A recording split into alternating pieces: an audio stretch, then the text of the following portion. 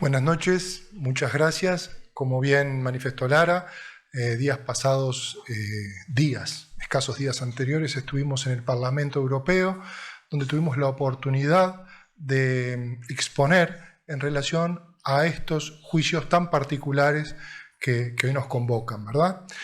Esencialmente, allí, a instancia de algunos europarlamentarios, eurodiputados parlamentarios, expusimos sobre temas concretos, temas puntuales.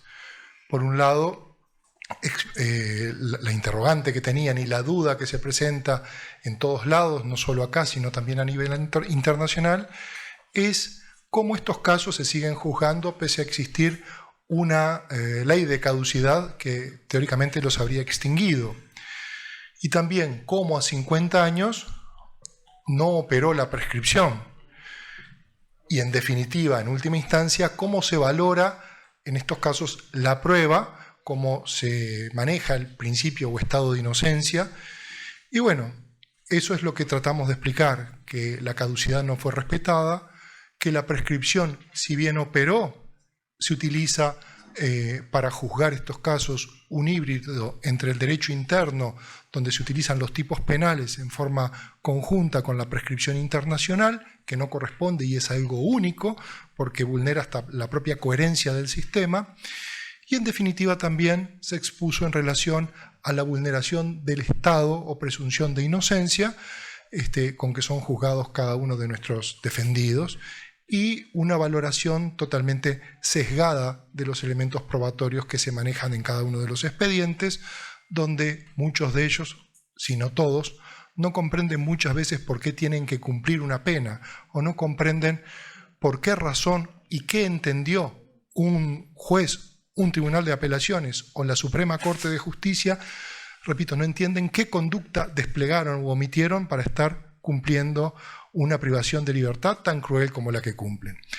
En definitiva, todos esos aspectos fueron puestos de manifiesto en esa instancia, generó duda y esperemos que sea el principio de unas cuantas exposiciones, no solo por parte nuestra, sino por parte de todos los defensores y por todas las organizaciones que nos estamos ocupando de este tema, que justamente pone, como lo dice la justicia en debate, ¿verdad? La justicia está en debate y de eso es lo que trata la cuestión. Bueno, básicamente eso fue lo que ocurrió en el Parlamento y vamos a ver qué resultados traen. Ahora paso a presentar a los disertantes de la noche de hoy. Permiso. El primero de los que expondrá es periodista y locutor profesional con extensa carrera en medios de comunicación del país, comenzando su carrera periodística como relator en Radio Canelones, pero donde alcanzó gran notoriedad en El Espectador como cronista e informativista emblemático. Consolidó su perfil profesional a través del periodismo de investigación y hoy mantiene una fuerte presencia en la comunicación nacional, analizando la realidad política al frente del programa periodístico en CX30. Es uno de los autores que más ha investigado y publicado sobre la historia reciente del Uruguay, centrándose en el periodo de la dictadura, el accionar de las organizaciones guerrilleras y la transición democrática. Ha escrito más de 15 libros basados en archivos de inteligencia y documentos históricos, entre los que destacan El revés de la trama, Secretos del PCU y La intriga de los derechos humanos. Complementó su labor en los medios con la función pública, desempeñándose como alcalde del municipio de Aguas Corrientes durante 2 periodos consecutivos, entre 2010 y 2020. Con ustedes el periodista Álvaro Alfonso.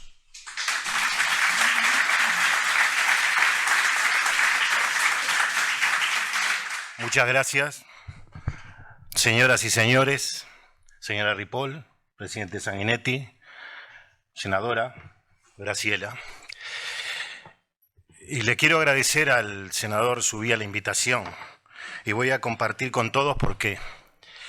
Hoy hace exactamente 25 años y un mes que en el edificio central presenté mi primer libro, El revés de la trama, la historia secreta de la salida de la dictadura.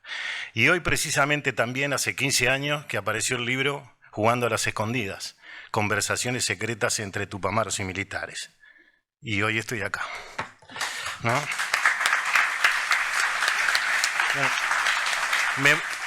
Me voy a referir básicamente a dos temas, ¿no? Archivos de la dictadura, que todos los días se habla, y el tema de las reparaciones pecuniarias.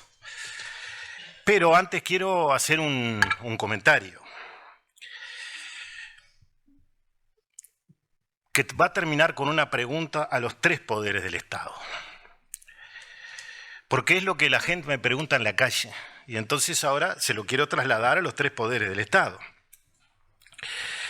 Entiendo que el sistema político cometió un error al crear la Fiscalía de Lesa Humanidad, porque hoy se metió en un lío que no puede salir y los derechos humanos están flechados directamente a otro lugar. Quienes negociaron esto ya no están en el Parlamento, una senadora y un senador. Y el Frente Amplio en aquel momento vendió que era mejor concentrar todo en una sola fiscalía y no en que los casos estuvieran en diferentes juzgados. No, lo que voy a decir no es peyorativo, pero es lo que siento porque ayer leí la biografía de a quien voy a mencionar. El ilustre fiscal de corte Jorge Díaz designó para la nombrada fiscalía lo que ahora ya se parece al garzoncito uruguayo. Porque ya en la actualidad es orador de actos políticos, comunicador por streaming y es un destacado novelista. Así a cualquiera que lea sus sentencias lo puede ver. Solo le falta que Cristina Kirchner le mande la cédula argentina y lo contrate para integrar en la Secretaría de Derechos Humanos. Y bueno, fue la pareja, en el caso Feldman, fueron pareja, ¿no? Juez y fiscal, con el ilustre Díaz, en uno de los asuntos no resueltos y más oscuros de la historia reciente. La pregunta que quiero hacer es, ¿quién es o son los que le rascan el lomo a este personaje? Porque todos los letrados de este país saben que si el fiscal de Lesa Humanidad se presenta a un examen y dice que no tiene pruebas contra un acusado, lo procesa por convicción, pierde el examen. Y es lo que está haciendo, procesa por convicción. Parece que en muchos lados se están leyendo poco a Sayagues Lazo. Hace 2 semanas, por el tema del documental, revisé en la biblioteca de esta casa. El término de esta casa es de los viejos parlamentarios y como fui 20 años cronista parlamentario, la tomé para mí porque realmente uno siente que es muchas veces la segunda casa, porque aquí están representadas todas las ideas. Y consulté al otro día de la primera consulta popular sobre la ley de caducidad. Y después de leer todos los fundamentos, de todos, sin vencidos ni vencedores, como es la historia del Uruguay, estaban contestes en reconocer el resultado. Y de pasada quiero destacar la biblioteca del Poder Legislativo. No solo lo que contiene, sino el trabajo de sus funcionarios. Y volviendo al tema, hasta los convocantes, los tupamaros, porque fueron los que llevaron adelante esta consulta popular, fueron ellos los que empezaron, después se juntaron las firmas. Y voy a mencionar lo que dijo Luis Rosadilla 4 días después en el semanario Búsqueda, es decir, 4 días después del resultado. Para el país es un capítulo cerrado. Planteamos un método para impugnar la ley de caducidad y hubo un pronunciamiento popular. ¿Qué otro tipo de discusión puede haber? Conociendo las reglas de juego, las aceptamos. Anunciamos antes que íbamos a acatar el resultado y hemos cumplido. Somos tipos de palabra. Bueno, es difícil explicar al mundo por qué seguimos con este tema de los derechos humanos, ¿no? Bueno, en mi caso no tanto, porque después de la consulta popular del año 89, el que tenía miedo de ir a una votación para dejar sin efecto la caducidad tomó la bandera entre bambalinas. La bandera que sigue hasta hoy, ¿no? Y estoy hablando del Partido Comunista en el Uruguay, porque así se llama. Nunca existió un Partido Comunista uruguayo, porque este partido siempre fue el empleado número 1 de la Unión Soviética. Y además se sumó el PVP, que representan entre los 2, 4, 5% del electorado. Y con mucha capacidad lograron tocar la sensibilidad de una parte de la ciudadanía y construyeron una historia falsa que repercute todos los días en nuestra sociedad. Pero la culpa no es de ellos, ¿no? Es nuestra. Y me incluyo. La historia falsa igual ya venía desde el año 1985.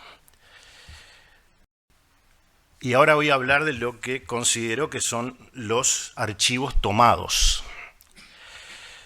Y ya hay algo que no se soporta, que el referente de los familiares de los desaparecidos, el señor Arrandonea, reclame los archivos de la dictadura. Señor Arrandonea, ¿los tienen ustedes? Yo tengo acá del archivo Castiglioni, y a ustedes le hicieron 3 entregas en el año 2017 y 2018, con más de 200 carpetas. Básicamente con temas relacionados con los desaparecidos, pero hay muchos. Yo tengo el índice nomás. Por allí está Modio. Nos gustaría, en el programa, leer lo que contienen las carpetas. Pero las tengo acá. Acá está el índice de todas las carpetas que le fueron entregados a los familiares de los desaparecidos. Pero apunto al señor Arrandonea porque es el referente que aparece en los medios. Al mismo tiempo, la jueza de Los Santos le negó al Parlamento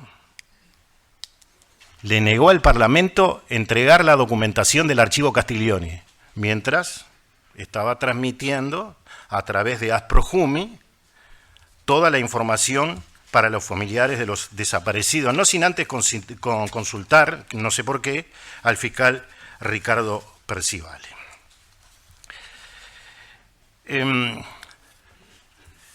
Y cuando hablamos de los archivos, puedo ir si quiere más sopa, puedo ir al 2007. 28 de junio del 2007, Augusto Gregori, el asistente de la ministra Azucena Berruti, retiró del Estado Mayor Conjunto del Ministerio de Defensa Nacional la siguiente información.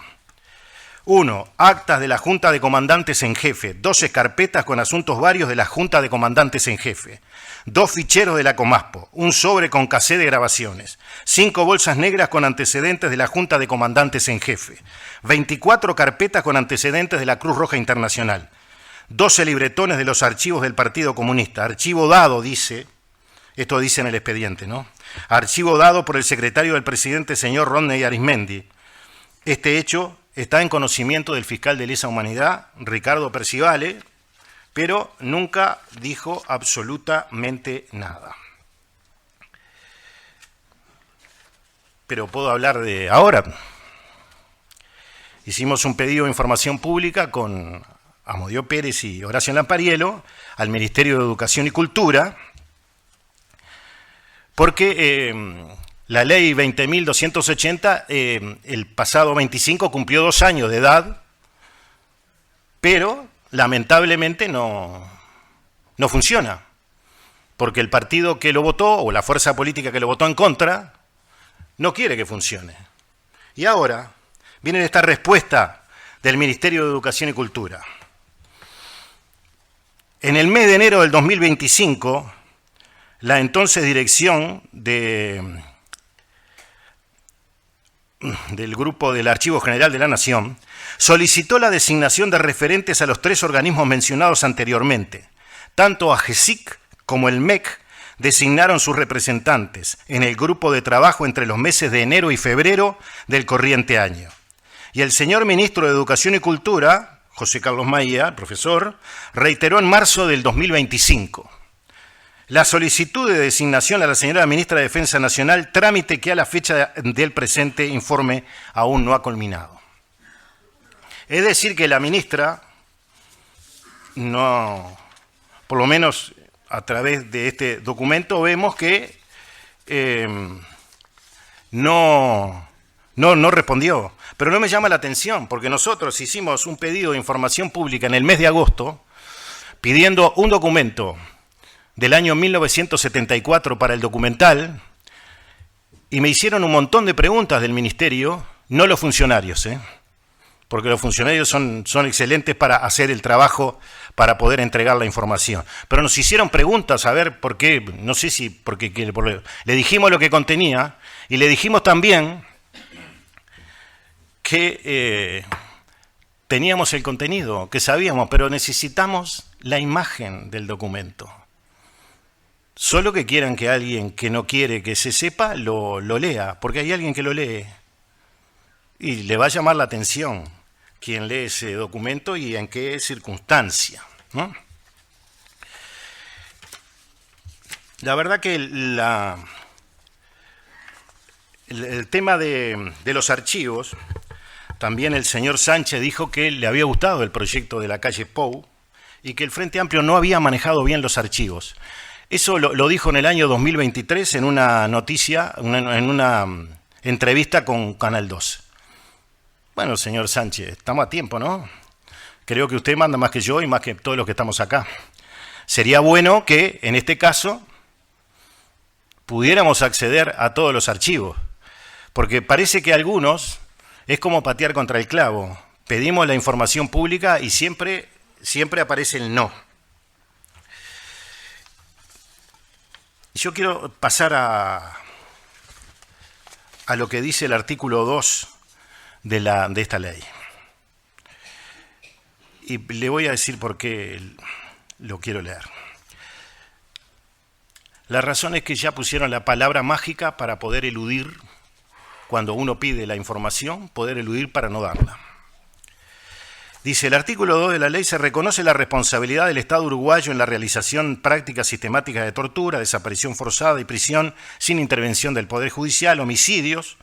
Estoy leyendo otra cosa, perdón. Pero lo de la ley es siempre la palabra sensible, ¿no? La sensibilidad.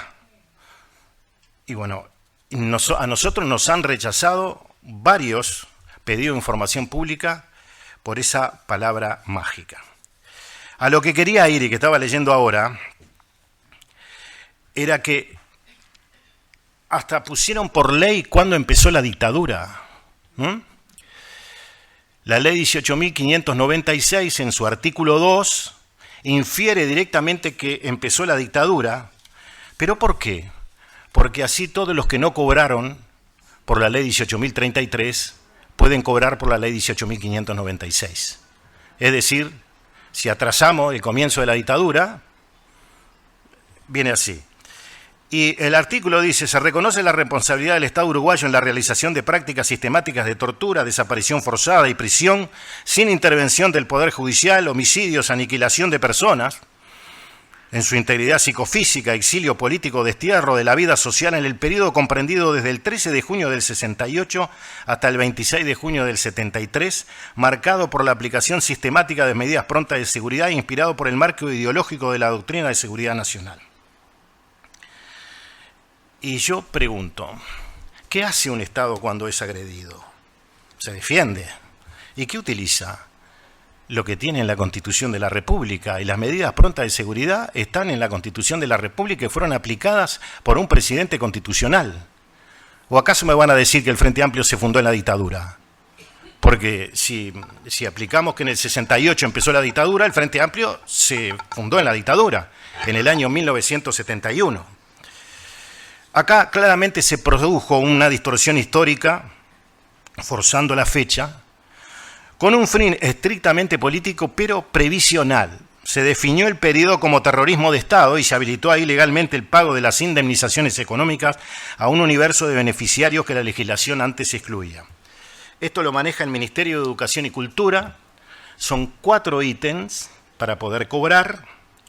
En la primera le pagan $83.000 hoy. En la segunda, alrededor de 60, en la tercera, 43.000 y en la cuarta, $33.000. Pero el Ministerio de Economía, hicimos una consulta en el gobierno anterior y nos respondió que hacía los créditos, pero no sabía a quién le pagaba. El Ministerio tampoco parece que no sabe a quién le paga, porque por un expediente pueden cobrar más de uno, ¿no?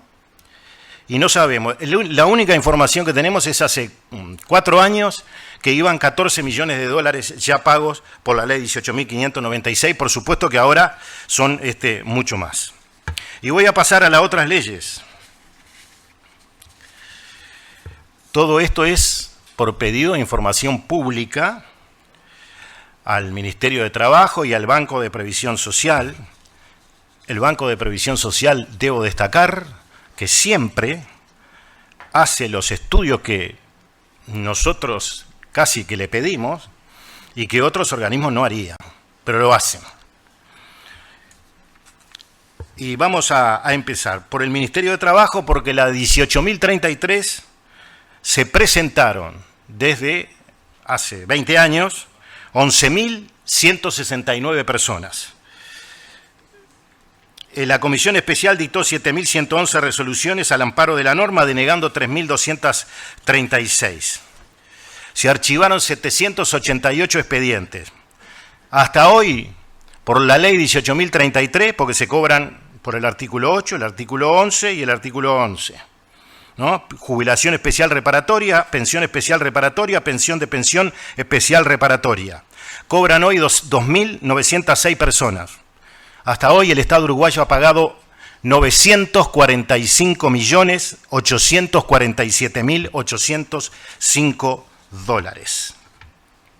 Y el decreto que impuso 7 días antes de abandonar el gobierno y no derogado posteriormente por la calle Pou, habilita el acceso gratuito de la salud a los supuestos afectados que no se contabilizan, pero son pagos por el Estado y son un gasto para el erario público que no se contabiliza.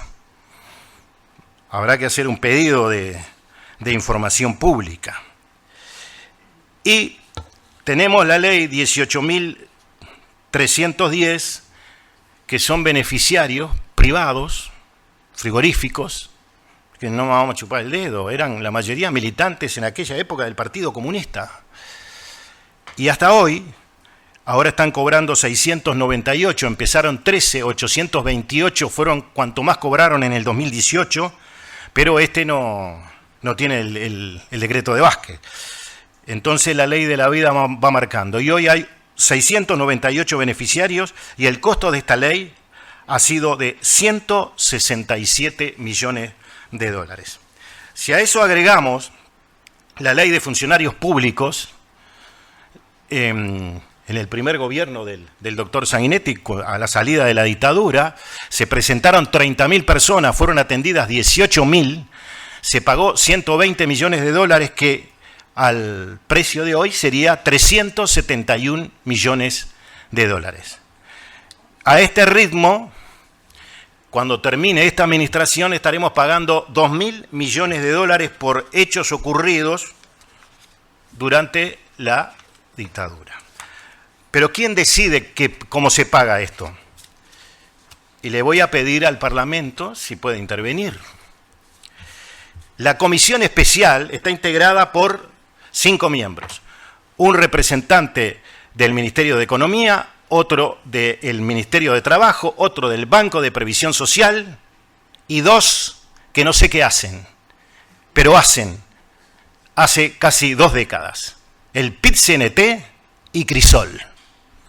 Crisol sacó algo ahora que dice que son 1.576 los que cobran. No, el banco dice que son 2.906, no son 1.576. Porque ¿quién paga esto? ¿Lo paga el Estado? ¿Acaso el PIT-CNT, los 4 millones de dólares que recauda por mes de la cuota sindical, la coloca allí? No, no la coloca. Y Crisol menos. Entonces, yo creo que hay que redactar un artículo y dice que la comisión especial sea por los 3 representantes del Estado, porque ¿de dónde sale el dinero? Del Estado, de nosotros, de las contribuciones, de los impuestos. Quiero leer 2 cosas más y ya termino. Las premisas de Randonea. Es un tema muy sensible, que nosotros hemos preguntado durante todo este tiempo, porque también queremos que aparezcan los restos y terminar con esta historia, ¿no? Creo que todos quieren que eso aparezca. Pero cuando uno va a una marcha, yo creo que va pensando en eso. Bueno, yo vengo acá, no importa el color político, por esa sensibilidad. Bueno, yo voy a leer las premisas de Randonea, que están certificadas en un expediente judicial. Digo Randonea porque es el que los representa. Dice, 1, mantener viva la memoria de ciudadanos detenidos desaparecidos. 2, promover o realizar encuentros, mesas redondas, talleres, etcétera, con el fin de difundir y crear conciencia sobre la desaparición forzada de personas y otros temas relativos a los derechos humanos y libertades fundamentales. 3, nuclear familiares de uruguayos detenidos desaparecidos con el fin de prestar el apoyo que estos requieran. 4, editar materiales con el fin de difundir la temática de la desaparición forzada y otros temas relativos a los derechos humanos. 5, promover el respeto integral de los derechos humanos y la libertad fundamental. 6, propiciar y generar espacios de trabajo solidario con la sociedad civil en la lucha contra la desaparición forzada. Y 7, colaborar con los organismos públicos y privados que lo soliciten, proporcionando información y asesoramiento en relación a los temas abarcados por la institución. Voy a utilizar un término diplomático, sin comentarios, ¿no? Y voy a terminar, porque en Argentina todavía siguen diciendo que hay 30.000 desaparecidos. Y en realidad, el informe de la CONADEP en los años 80 estableció una lista de 9.000 abierta. Pero ahora, el Registro Unificado del Estado, RUPTE, creado durante el gobierno de Cristina Kirchner, dentro de la Secretaría de Derechos Humanos figuran poco más de 7.000 desaparecidos y 1.600 asesinados en el periodo entre 1966 y 1983. Es decir, la última dictadura en Argentina fue el 76-83, se agregan 10 años para atrás, porque sabemos que en aquel momento a cada rato había un golpe en Argentina. Pero nada tiene que ver con los 30.000 desaparecidos. Y en el Uruguay hoy son 24. El resto desapareció en Argentina, donde otro partido era y donde había voluntad de exterminio, que no fue lo mismo que en Argentina y Chile hubo voluntad de exterminio, en Uruguay no. Y no lo digo yo, lo dijo José Mujica Cordano, en un reportaje que está publicado en el libro Jugando a las Escondidas. Y el resto desapareció en Argentina, y son poco más de 100, y en Chile y en Paraguay, que fueron trasladados a Argentina en los que eran llamados vuelos de la muerte, pero fueron trasladados a Argentina desde Paraguay a Argentina y allí están desaparecidos. En el Uruguay, el número que siempre se manejó fue 155, incluidos los niños que fueron rescatados por el gobierno uruguayo, presidido por el doctor Sanguinetti en el año 87 a través de la Cancillería. Hay un documento que nosotros publicamos en el libro Buscando a los Desaparecidos, que hay una solicitud del gobierno uruguayo directa al gobierno argentino y fueron localizados de una u otra manera. Y a mí me llama la atención realmente, y termino, cuando en la manifestación por la Marcha del Silencio aparece la foto de Gregorio. Porque me parece que portar esa foto hasta está perdiendo la credibilidad.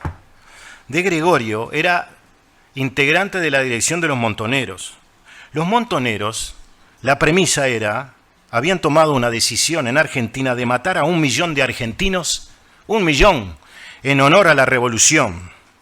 Y además, se supone, aunque no, yo creo que fue él, fue el que hizo el primer llamado al rescate para pedir el rescate de los hermanos Bor, 100 millones de dólares, que hoy son 700 millones de dólares. De Gregorio fue detenido en Colonia cuando entraba al Uruguay, fue llevado al FUSNA, luego dijo que tenía un contacto, fue herido, lo atendieron en el hospital militar y después fue trasladado hacia la República Argentina, es decir, que es desaparecido en Argentina.